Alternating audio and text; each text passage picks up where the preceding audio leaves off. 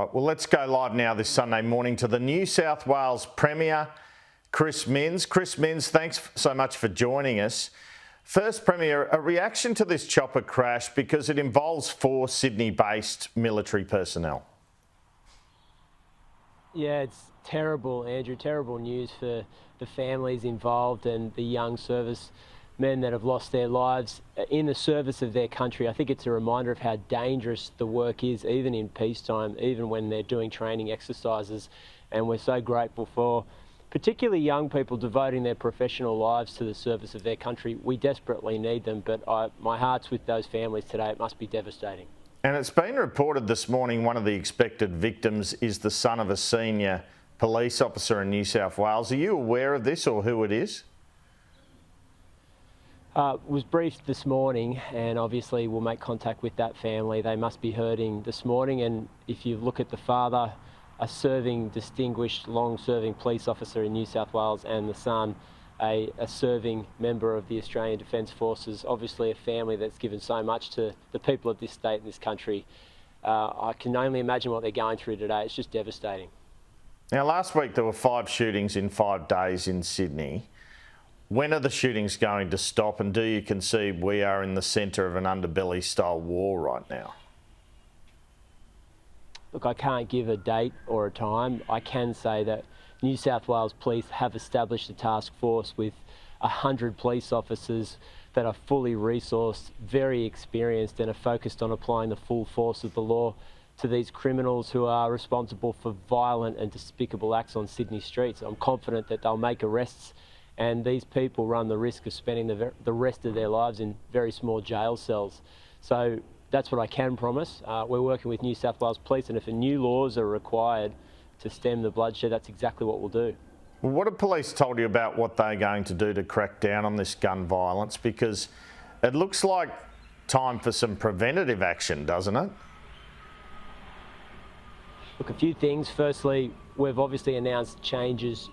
We will execute changes to the law made in February of this year in relation to ill-gotten gains, reversing the onus, particularly when the Crime Commission believes that there's been the proceeds of illicit crime spent on expensive cars or waterfront houses or jet skis. The New South Wales Crime Commission will seize those assets, and those who are suspected of being involved in the drug trade will have to prove that it wasn't bought with ill-gotten gains, something that they've proven reluctant to do in the first place. Secondly, this massive police force will be on Sydney streets focusing on this violent behaviour, and they'll make arrests. I'm confident of that. Now on to a subject that's been a fair bit of discussion. Even the federal Parramatta MP Andrew Charlton has suggested you don't make this decision. Are you looking to cancel the Western Metro Rail project?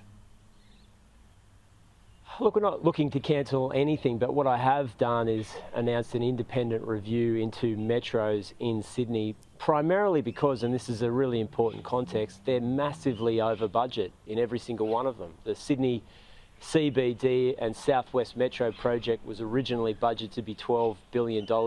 That's now $20 billion. The Metro West project was originally budgeted at $16 billion. The latest estimate I had is over $25 billion, and Infrastructure New South Wales say it's even more than that. So when you're looking at a quantum of money at that scale, I have to make sure that it's achievable, and we have to work out ways to pay for it. That's exactly what we're doing. So it will be built? Look, I'm not going to prejudge that inquiry. I think it's important for them to be able to independently report to the government. And the context of the overruns are, I think, part of a public debate here, Andrew. Not really talked about in the previous term of government, but the equivalent of $20 billion worth of, or $17 billion, I should say, dollars worth of overrun is the same as about 20 new hospitals for New South Wales at $750 million each, 200 brand new schools in Sydney. Now, that's not in lieu of the Metro, that's just in the budget overrun. And any other business in any other government around the world, if you had a massive 60% overrun in the budget for a project that had barely begun, you'd stop and take stock and make sure that you weren't throwing money down the drain. All right, Premier, but I think people watching this morning want to know if this project is going ahead. Is there a chance it won't go ahead? Well, look, I've remained steadfast in allowing this inquiry to take place and report to government. And I think it's important that we establish the principle that they can do that without me prejudging it. I've got to work out a way to pay for it. I have been listening to the private sector this week saying when it comes to Metro West, there's been an understanding that the cost overrun is so extreme that they're prepared to put private capital into the project to get it over the line. We're taking that into consideration as well as extra stops to make sure that it's viable and achievable. Because Nathan Rees, you'll recall when he cancelled the North Western Metro in 2008, and that, in retrospect, looks like a mistake, doesn't it?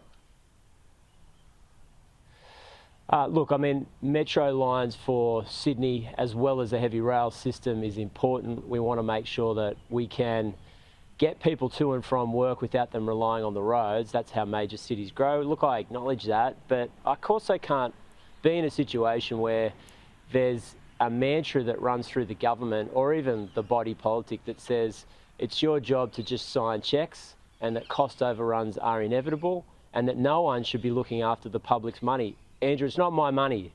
It's the people of New South Wales' money, and if I'm the last person left worrying about how it's being spent, well, I'm the one that should be worried about it. You've made no secret, though, you're a pro-development government. Don't you need metro lines if you're going to build up?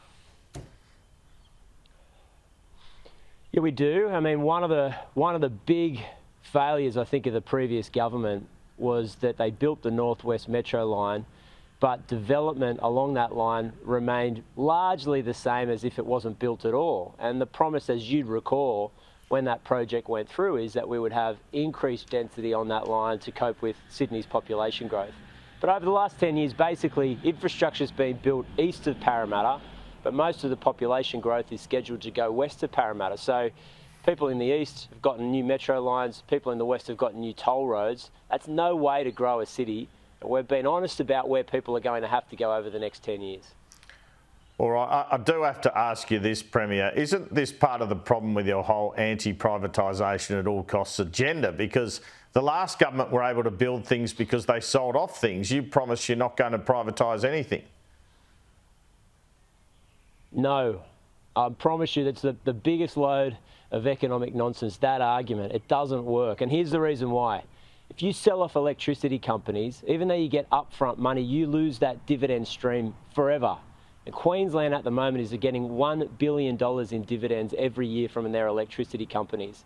So if I sell off my power companies or Sydney Water or major infrastructure, companies that produced money for the New South Wales government and put it into metros that cost us money will be behind. So selling off assets is no solution to Sydney's infrastructure challenges. It's just not. You have to borrow, you have to do it responsibly, and you have to make sure that you're getting value for money.